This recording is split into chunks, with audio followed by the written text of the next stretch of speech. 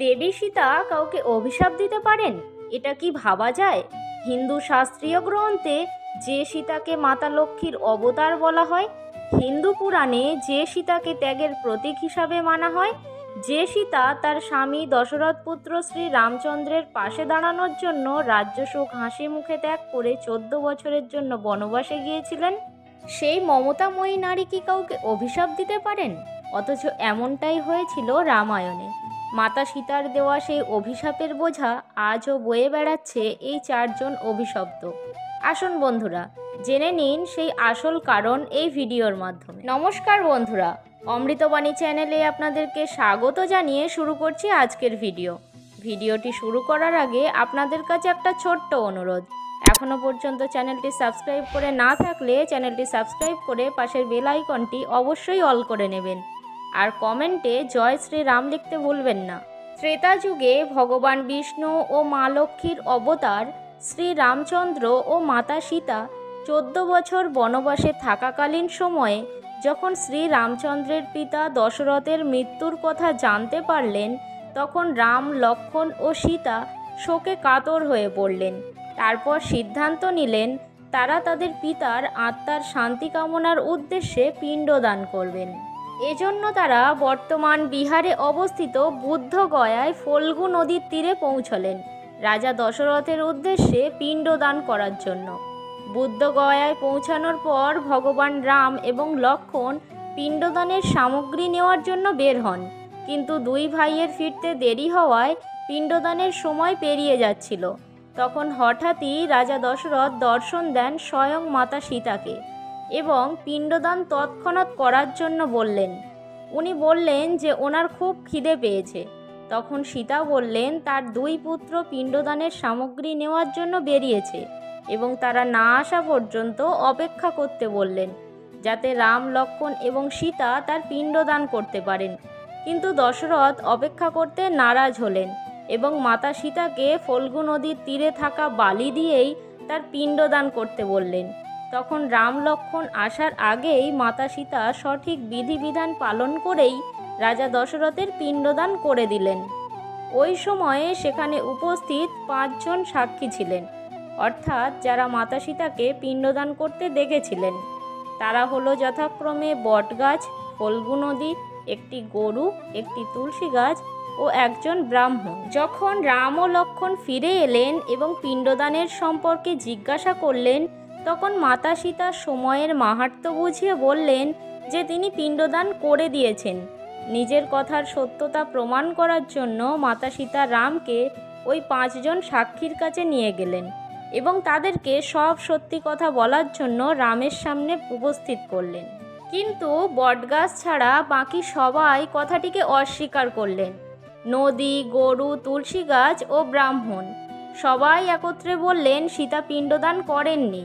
তখন স্বয়ং রাজা দশরথের আত্মা রাম ও লক্ষ্মণের সামনে এসে উপস্থিত হলো এবং বললেন সীতা সব রকম বিধিবিধান পালন করেই তার পিণ্ডদান করেছেন। তখন মাতা সীতার কথাটি সত্য প্রমাণিত হলো। কিন্তু এই ঘটনা এখানেই শেষ হয়নি। সীতা ওই 4 জনকে অভিশাপ দিলেন এবং এই 4 জন আজও বয়ে চলেছে তাদের সেই অভিশাপ। তিনি ব্রাহ্মণকে অভিশাপ দিয়ে বললেন, পূজা অর্চনার পরে যা কিছু অনুদান সে পাবে তা দিয়ে কখনোই তার অভাব ঘুচবে না, এমনকি কোনো আশাও পূরণ হবে না। চিরকাল দারিদ্র্যের নিচে কাটাতে হবে তোমাদের। সেই থেকেই অভাব ব্রাহ্মণদের নিত্য সঙ্গী হলো। এরপর ফল্গু নদীকে অভিশাপ দিয়ে বললেন, এই নদী সারা বছর শুকনো থাকবে, এমনকি বর্ষাকালেও খরা দেখা যাবে এর বুকে। শুধুমাত্র এই নদীর নিচ দিয়ে বইবে জলের ধারা, আর এভাবেই তাকে সারা জীবন কাঁদতে হবে। তাই আজও গয়ার সেই ফল্গু নদী অন্তঃসলীলা হয়ে বয়ে বেড়াচ্ছে সীতার সেই অভিশাপ। এরপর মাতা সীতা গরুকে অভিশাপ দিয়ে বললেন, প্রতিটি বাড়িতে তোমার পূজা হলেও সেই বাড়ির সকল মানুষের এঁটো বাসি খাবার তোমাকে খেতে হবে। এছাড়াও তোমার মুখের এঁটো সবসময় অপবিত্র বলে গণ্য হবে। পবিত্র বলে গণ্য হবে তোমার পিছনের অংশ, তথা গোবর, গোমূত্র প্রভৃতি। এরপর দেবী সীতা তুলসী গাছকেও অভিশাপ প্রদান করলেন। তিনি বললেন, তুমি পবিত্র বৃক্ষরূপে পরিগণিত হলেও তোমার জন্ম হবে যেখানে সেখানে। এছাড়াও তোমার উপর বন্য পশু পাখি তাদের মলমূত্র ত্যাগ করবে। অবশেষে সত্য সাক্ষ্য দিয়েছিল সেই বটগাছটি, যাকে প্রাণ ভরে আশীর্বাদও করেছিলেন দেবী সীতা। তিনি ওই বটগাছকে আশীর্বাদ দিয়ে বললেন, যখন এই গয়ায় কেউ পিণ্ডদান করতে আসবে তারা তোমাকেও পূজা করবে। এখানে সুতো বেঁধে যাবে, তোমার আয়ু হবে দীর্ঘ, নাম হবে অক্ষয় বট। পরিশ্রান্ত মানুষ তোমার আশ্রয়ে খুঁজে পাবে পরম প্রশান্তি। তোমার ফল হবে পশু পাখিদের সুমিষ্ট খাবার। কালের সাক্ষী হয়ে মাথা উঁচু করে দাঁড়িয়ে থাকবে তুমি। কিন্তু 5 জন সাক্ষীর মধ্যে 4 জনেই মিথ্যা সাক্ষ্য প্রদান করায় দশরথ পুত্র রাম ও লক্ষ্মণ পুনরায় পিতার উদ্দেশ্যে কার্যে বসেন। তখন স্বয়ং রাজা দশরথের আত্মা রাম ও লক্ষ্মণের সামনে উপস্থিত হলো এবং তিনি বললেন, সীতা সব রকম বিধিবিধান মেনেই তার পিণ্ডদান করেছেন। তখন মাতা সীতার কথাটি সত্য প্রমাণিত হলো। এরপর রাম লক্ষ্মণ 2 ভাই নিজেদের ভুল বুঝতে পেরে লজ্জিত হন এবং মাতা সীতার কাছে ক্ষমা প্রার্থী হন। এখন প্রশ্ন হলো, এই 4 জন সাক্ষী কেন মিথ্যা সাক্ষ্য দিয়েছিল? বলা হয় যে পুরোহিত মিথ্যা সাক্ষ্য দিয়েছিল তার কারণ রামচন্দ্র আবার পিণ্ডদান করলে তিনি যথেষ্ট দান দক্ষিণা পাবেন এই লালসায়।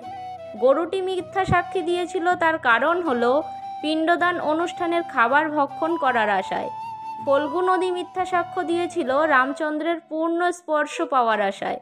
এবং তুলসী গাছ মিথ্যা সাক্ষ্য দিয়েছিল তার কারণ হলো তার আরাধ্যকে আরও একবার তার পত্র স্পর্শ করানোর উদ্দেশ্যে।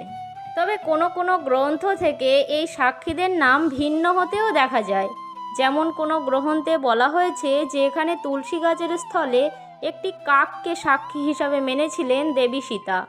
আবার কোনো কোনো গ্রন্থে বলা হয়েছে যে নারদের পরামর্শই মিথ্যা সাক্ষ্য দিয়েছিলেন দেবী সীতার সাক্ষীগণ। তো বন্ধুরা, এই ছিল আজকের ভিডিওর বিষয়বস্তু। ভিডিওটি কেমন লাগলো কমেন্টে জানাবেন, আর ভিডিওটি ভালো লেগে থাকলে অবশ্যই একটি লাইক করবেন।